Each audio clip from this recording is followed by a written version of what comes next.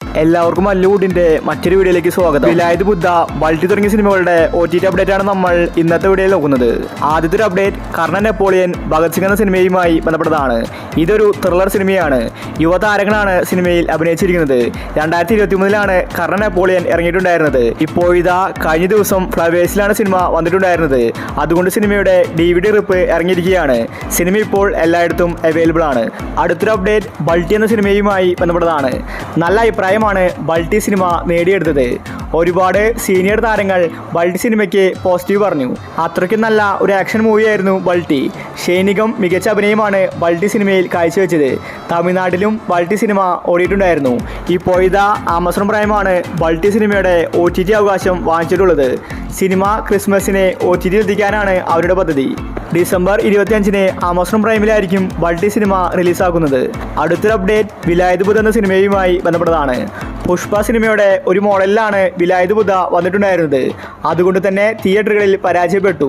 ചന്ദനകടത്തിന്റെ കാര്യങ്ങളാണ് സിനിമ പറഞ്ഞു പോകുന്നത്. പൃഥ്വിരാജാണ് വിലായത് ബുദ്ധ സിനിമയിൽ നായകൻ. തിയേറ്ററുകളിൽ 3 മണിക്കൂർ സിനിമ ഉണ്ടായിരുന്നു.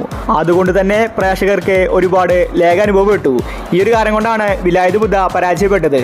ഇപ്പോഴിതാ ആമസോൺ പ്രൈമിൽ അടുത്ത വീക്ക് വിലായത് ബുദ്ധ OTT റിലീസിനെ ഒരുങ്ങുകയാണ്. അടുത്തൊരു അപ്ഡേറ്റ് എന്ന് സ്വന്തം പുണ്യാളൻ എന്ന സിനിമയുമായി ബന്ധപ്പെട്ടതാണ്.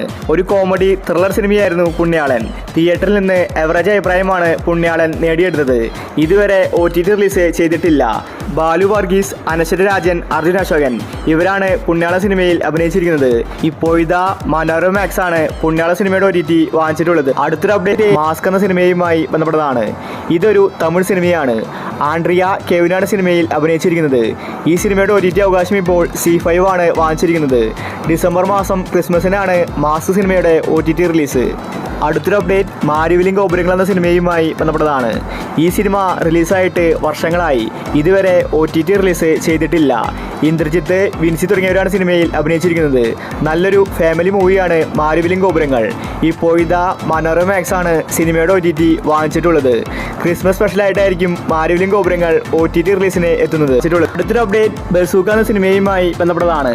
തിയേറ്ററുകളിൽ ഫ്ലോപ്പ് ആയാലും OTTയിൽ ഒരു വട്ടം കാണാനാണ് ആരാധകർ കാത്തിരിക്കുന്നത്. മമ്മൂട്ടിയുടെ സിനിമയായിട്ടും OTTയിൽ ബസൂക്ക വരുന്നില്ല. നേരത്തെ ചില റിപ്പോർട്ടുകൾ പ്രകാരം C5 ആയിരുന്നു OTT അവകാശം വാങ്ങിച്ചിട്ടുള്ളത്. പക്ഷേ ഇത്രയും കാലമായിട്ട് C5ഉം റിലീസാക്കിയിട്ടില്ല. ഇതിനർത്ഥം C5 വാങ്ങിച്ചിട്ടില്ലെന്ന് തന്നെയാണ്. പുതിയൊരു OTT പ്ലാറ്റ്ഫോം ബസൂക്കയുമായിട്ട് ഡീൽ നടന്നെന്ന റിപ്പോർട്ടാണ് കാണാനുള്ളത്. ഒരുപക്ഷെ ജിയോ ഹോട്ട്സ്റ്റാറിലായിരിക്കും ബസൂക്ക സിനിമ OTT റിലീസ് ചെയ്യാൻ പോകുന്നത്. ക്രിസ്മസിനായിരിക്കും ബസൂക്ക വരുന്നത്. അടുത്തൊരു അപ്ഡേറ്റ് ഇന്നസെൻ്റ് എന്ന സിനിമയുമായി ബന്ധപ്പെട്ടതാണ്. നല്ലൊരു കോമഡി മൂവിയായിരുന്നു ഇന്നസെൻ്റ്. അൽത്താഫ് അനാർക്കലി മരക്കാരാണ് സിനിമയിൽ കേന്ദ്ര കഥാപാത്രമായി അഭിനയിച്ചിരിക്കുന്നത്. തിയേറ്ററുകളിൽ ഫ്ലോപ്പായ സിനിമയാണ് ഇന്നസെൻ്റ്. ഇപ്പോഴിതാ മനോരമ മാക്സിൽ സിനിമ OTT റിലീസിനെ ഒരുങ്ങുകയാണ്. ഡിസംബർ മാസത്തിലാണ് ഇന്നസെൻ്റ് സിനിമയുടെ OTT. അവസാനത്തെ അപ്ഡേറ്റ് എക്കോ എന്ന സിനിമയുമായി ബന്ധപ്പെട്ടതാണ്. നിലവിൽ തിയേറ്ററുകളിൽ ഹിറ്റായി ഓടിക്കൊണ്ടിരിക്കുന്ന സിനിമയാണ് എക്കോ. സന്ദീപാണ് സിനിമയിലെ നായകൻ. നല്ലൊരു ത്രില്ലർ സിനിമയാണ് എക്കോ. ഒരുപാട് പേർക്ക് സിനിമ ഇഷ്ടപ്പെട്ടു. എല്ലാവരും ഒരേ സ്വരത്തിൽ പോസിറ്റീവാണ് എക്കോ സിനിമയ്ക്ക് കൊടുത്തുകൊണ്ടിരിക്കുന്നത്. മലയാളത്തിലെ സൂപ്പർ ഹിറ്റായ കിഷ്കിണ്ട് കാണത്തിന്റെ ടീമാണ് എക്കോ സിനിമയും എടുത്തിരിക്കുന്നത്. ഇപ്പോഴിതാ എക്കോ സിനിമയുടെ OTT ഹോട്ട്സ്റ്റാറാണ് വാങ്ങിച്ചിരിക്കുന്നത്. ക്രിസ്മസിനായിരിക്കും എക്കോ സിനിമ OTTയിൽ വരുന്നത്. ഇനിയും ഒരുപാട് സിനിമകൾ OTT റിലീസ് ചെയ്യാനുണ്ട്. അപ്പോൾ നിങ്ങൾ കാത്തിരിക്കുന്ന OTT മൂവി ഏതാണ്? അഭിപ്രായങ്ങൾ താഴെ കമൻറ്റ് ചെയ്യുക. ഇതുപോലത്തെ OTTക്ക് വേണ്ടി ഈ ചാനൽ മറക്കാതെ സബ്സ്ക്രൈബ് ചെയ്യൂ.